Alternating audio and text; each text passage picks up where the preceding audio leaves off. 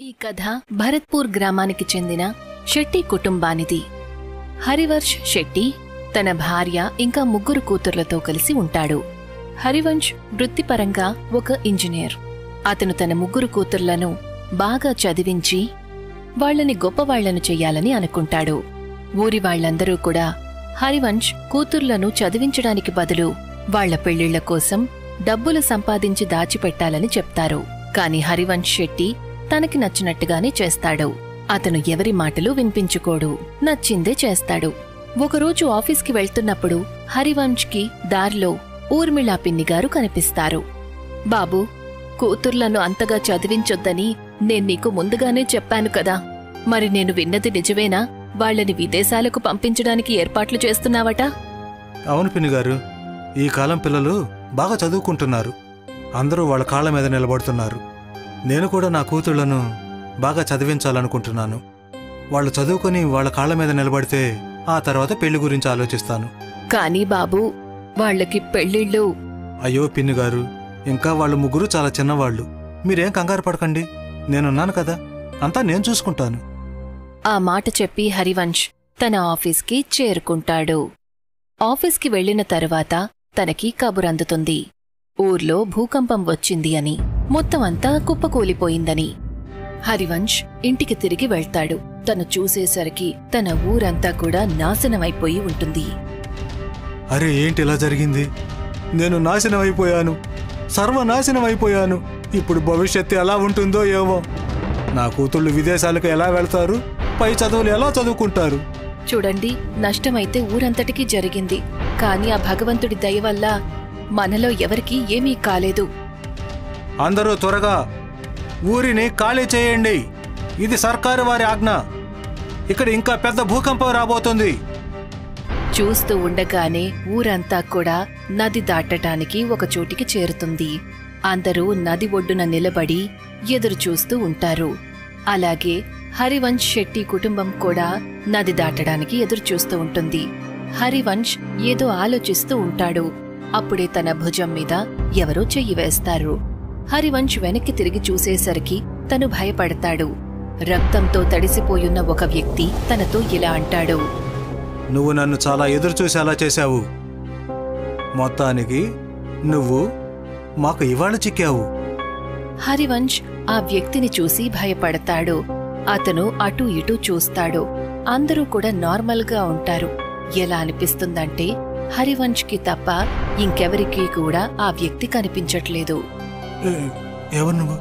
నువ్వు మాకోసం ఎందుకు ఎదురు చూస్తున్నావు? ఆత్మ ఏదో ఒకటి అనేలోగా హరివంశ్ 3 కూతుర్లలో చిన్న కూతురు ఇలా అంటుంది.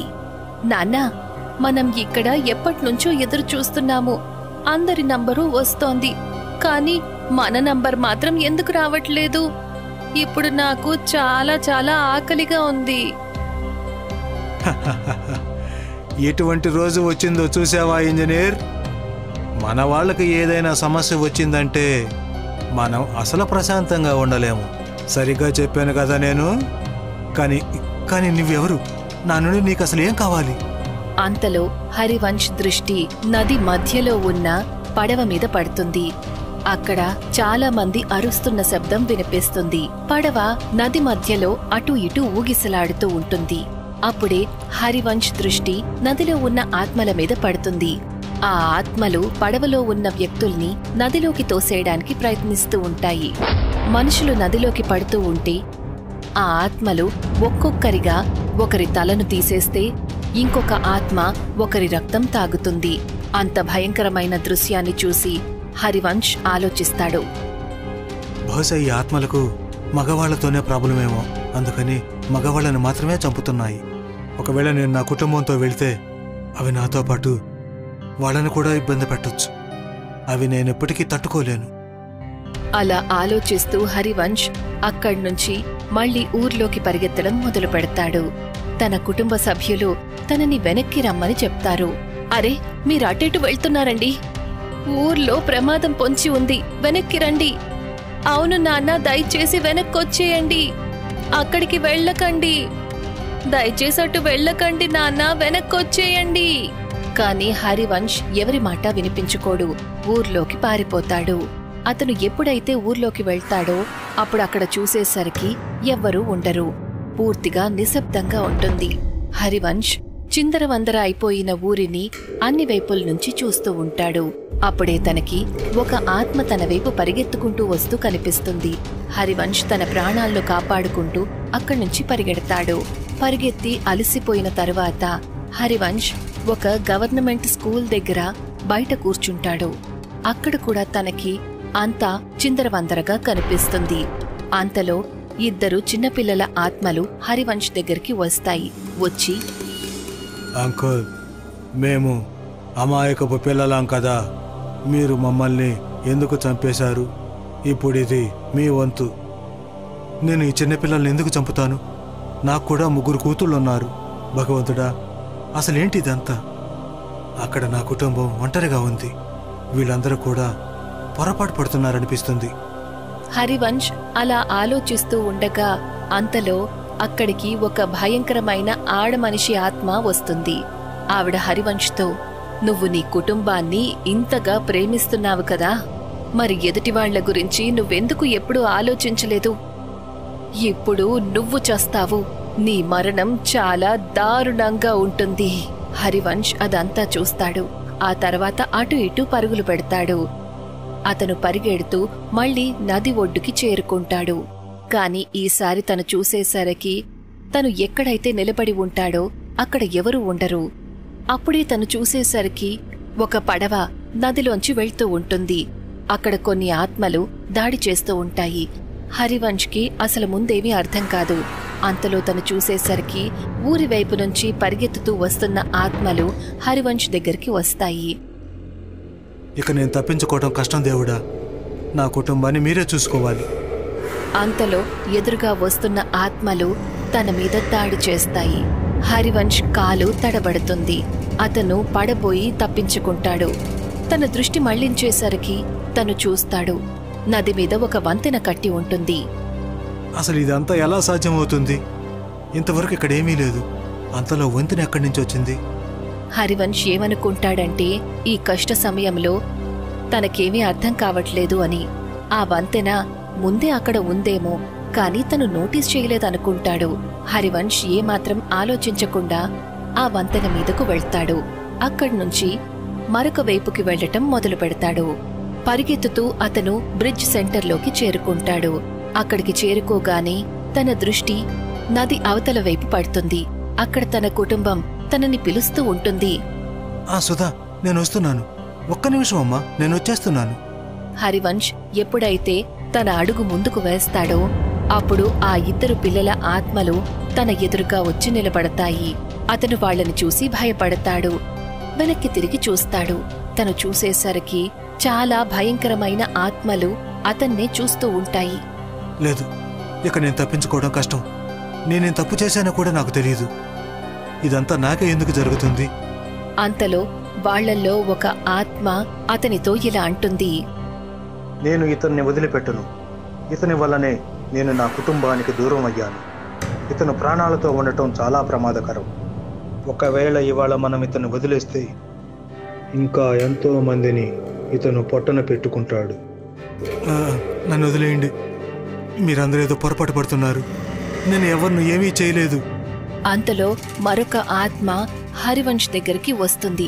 ఆ ఆత్మ, హరివంశ్, నీకు గుర్తుందా, గవర్నమెంట్ తరపు నుండి నీకు స్కూలు కట్టే టెండర్ దొరకనప్పుడు నువ్వు డబ్బులిచ్చి ఆ టెండర్ని నీ పేరు మీదకు మార్పించుకున్నావు.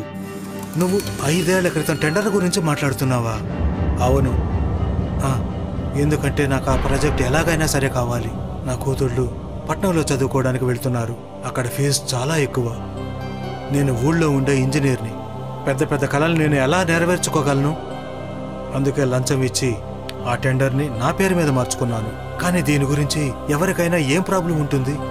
హరివంశ్ అలా అనగానే ఆ స్కూల్ పిల్లలు తన ముందుకొచ్చి, అంకుల్, ఒకవేళ ఆ టెండర్ని మీరు తీసుకోకపోతే ఇవాళ మేము ప్రాణాలతో ఉండేవాళ్ళం. అంటే ఏంటి దీని అర్థం? దీని అర్థం చాలా సింపుల్ అంకుల్. మీరు మీ పిల్లల భవిష్యత్తుని దృష్టిలో పెట్టుకున్నారు, కానీ ఊళ్ళో ఉండే పేద కుటుంబాల పిల్లల గురించి అసలేమీ పట్టించుకోలేదు. అందుకనే టెండర్ని మీ పేరు మీద మార్చుకున్నారు. డబ్బులు సంపాదించే విషయంలో మీరు చీప్ మెటీరియల్ని ఉపయోగించారు. ఆ కారణంగా మా స్కూల్ ఎంతో కాలం కాకుండానే కుప్పకూలిపోయింది. మాలాంటి వేల మంది పిల్లలు ప్రాణాలు కోల్పోయారు. ఆ మాట విని హరివంశ్ నోరు వెళ్లబుచ్చుకుని చూస్తాడు. అతనేదో ఒకటి అనేలోపే ఒక ముసలావిడ హరివంశ్ దగ్గరికి వస్తుంది. ఆవిడ, మనిషివి కాదు, నువ్వు రాక్షసుడివి. నా పిల్లలు, నా భర్తని మింగేశావు. ఇక నువ్వు చావాలి. నీ కుటుంబ సభ్యులు నీ చావుని తమాషా చూస్తారు. ఆ ఆత్మల మధ్యలో నుంచి 2 వ్యక్తుల ఆత్మలు వస్తాయి. హరివంశ్ని గాలిలో తలకిందులుగా వేళ్లాడదీస్తాయి. తలకిందులుగా వేళ్లాడుతున్న హరివంశ్, నేను చేసిన తప్పు క్షమించరాయింది. అయినా సరే నేను మీ అందరినీ చేతులు జోడించి క్షమాపణ అడుగుతున్నాను. నా తప్పుని క్షమించండి. అంతలో ఆత్మల శక్తితో తలకిందులుగా వేళ్లాడుతూ ఉన్న హరివంశ్ చక్రంలాగా గుండ్రంగా తిరగడం మొదలు పెడతాడు. నువ్వేమీ పొరపాఠం చేయలేదు హరివంశ్. అంతా ఆలోచించే చేశావు. నువ్వేదైతే చేశావో దానిని పాపం అంటారు. పాపానికి క్షమాపణ ఉండదు, శిక్ష మాత్రమే ఉంటుంది. దానిని నీకు మేము విధిస్తాం. లేదు లేదు, నేనేది కావాలని చేయలేదు. ప్లీజ్ నన్ను క్షమించండి. దయచేసి నన్ను వదిలేయండి. ఇవాళ నిన్ను ఈ లోకం నుండి పంపించడానికే వచ్చాము. బహుశా నువ్వు మర్చిపోతున్నట్టున్నావు ఇంజనీర్. నువ్వు ఈ ఊర్లో ఆ స్కూల్ను మాత్రమే కాదు, గవర్నమెంట్ హాస్పిటల్ను కూడా కట్టించావు. ఊర్లో ఇంకా బోలెడన్ని ప్రాజెక్ట్స్ ఉన్నాయి, నువ్వు పూర్తి చేసినవి. అన్నట్టు ఇప్పుడు నువ్వు ఏ బ్రిడ్జ్ మీదైతే ఉన్నావో దీన్ని కూడా నువ్వే కదా కట్టించావు. నీకు అసలు గుర్తుందా? నువ్వు కట్టించిన ప్రాజెక్ట్స్ అన్నీ కూడా ఒకేలా ఉన్నాయి. అందుకే నువ్వు 1, 2 కాదు, ఎన్నో వేల మరణాలకి నువ్వు బాధ్యుడివి. అదంతా విని హరివంశ్కి తను చేసిన తప్పులన్నీ కూడా గుర్తుకొస్తాయి. అతను వాళ్లందరితో ఇలా అంటాడు. అవును, నేను అన్నిటినీ ఒప్పుకుంటున్నాను. అన్ని తప్పుల్ని ఒప్పుకుంటున్నాను. నేను దోషిని. కానీ ప్రతి తండ్రి తన పిల్లల సంతోషం కోసం ఏదైనా చేస్తాడు. నేను కూడా నా పిల్లల భవిష్యత్తు కోసం ఇలానే చేశాను. నిజానికి నేను ఈ విషయాన్ని ఒప్పుకుంటున్నాను. నేనేదైతే చేశానో అదంతా తప్పే. హరివంశ్ మాటల వల్ల ఎవరూ కూడా ప్రభావితం కారు. చూస్తూ ఉండగానే ఆ ఆత్మలు అక్కడ్నుంచి ఒక్కొక్కటిగా మాయమైపోతాయి. హరివంశ్కి ఏమీ అర్థం కాదు ఏం జరుగుతోంది అని. అతను గాలిలో తలకిందులుగా వేళ్లాడుతూ ఉంటాడు. తనకసలు ఎవరూ కనిపించరు. అందరూ మాయమైపోతారు. అక్కడ తన కుటుంబం పడవలో వెళ్లిపోతూ ఉంటుంది. అతను దూరం నుంచి తన కుటుంబాన్ని నదికి అవతల వైపు వెళ్లటం చూస్తాడు. ఏ బ్రిడ్జ్ మీదైతే అతను తలకిందులుగా వేళ్లాడుతూ ఉంటాడో ఆ బ్రిడ్జ్ కూడా నెమ్మదిగా మాయమైపోతుంది. హరివంశ్ ఎప్పుడైతే ఆకాశంలో నది మధ్యలో తలకిందులుగా వేళ్లాడుతూ కనిపిస్తాడో అతను చూసేసరికి తన చుట్టుపక్కల తనలాగే మిగతా ఆత్మలు కూడా తలకిందులుగా వేళ్లాడుతూ ఉంటాయి. అతను వాటిని చూసి భయపడతాడు. నువ్వు, నీకు తోడుగా ఉన్న వాళ్ళందరూ కూడా ఇక ఈ లోకంలో ఉండరు. ఇక ముందు కూడా ఎప్పుడైతే నీలాంటి వాళ్ళు ఇలాంటి పనులు చేస్తారో మేము వాళ్ళకి శిక్ష విధించటానికి వస్తాము. ఆ మాట చెప్పి ఆత్మలన్నీ కూడా హరివంశ్ మీద దాడి చేస్తాయి.